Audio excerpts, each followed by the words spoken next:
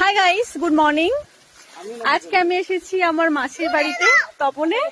আর আজকে আমরা এখানে একটা আইফোনের এক্সপেরিমেন্ট করব।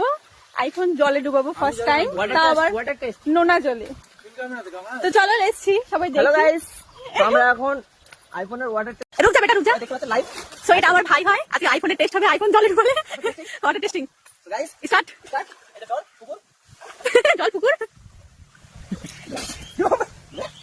বলুন মিস্টার স্যার, আপনি কিছু বলবেন? তুমি জল নেমে গেলে কি দাদা, আমি নামবো।